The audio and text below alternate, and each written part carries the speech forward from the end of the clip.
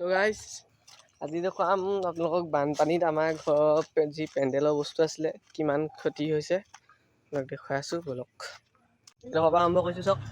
এইফালে জেণ্টৰটো পোট খাই গ'ল, এইটো পৰা উলিয়াব পৰা হ'ব, ইমান হেৰি নাই, খালি এইফালে দেখিছে এই বস্তু বোকা হৈ গ'ল পূৰা। এয়া এইখন গাড়ীখন ফচিছিলে, ঠেলি ঠেলি উলিয়ালে মানুহে, জেণ্টৰটোত পানী সোমালে, বহুতো খৰকৈ পানী হৈছিলে।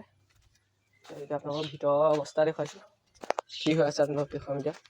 পানী কিমান হৈছিলে আপোনালোকে ইয়াত অনুমান কৰিব পাৰে, এই চিনটোলৈকে।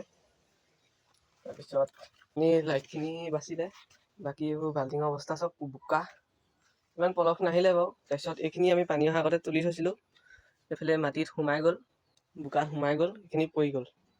তাৰপিছত হাত চাত সোমাই থাকে বুলি ভয় লাগিছে এতিয়া। গোটেই কাপোৰত পানী সোমালে, কাপোৰৰ অৱস্থা নাইকিয়া হৈ গ'ল পূৰা। এয়া দেখিছে পানী গোটেই কেনেকুৱাকৈ আহিছিলে, চিন দেখিছে। এখন ফেনখন গ'ল এনেকৈ, এয়া চব কাপোৰ গোটেই তিতি আছে।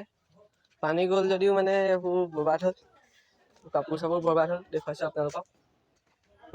চাং এখনো আছিলে এই কাপোৰখিনি, চাংখনো এখন বাগৰি গ'ল, ভাগি থাকিলে, বোকা দিছে।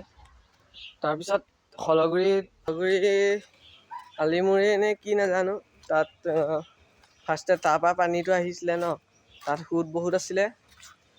দেউতাকৰ পেণ্ডেলৰ বাঁহ দুগাড়ী আছিলে, এই দুগাড়ী গ'ল, উটি গ'ল মানে দেউতা গৈ পোৱাৰ আগতে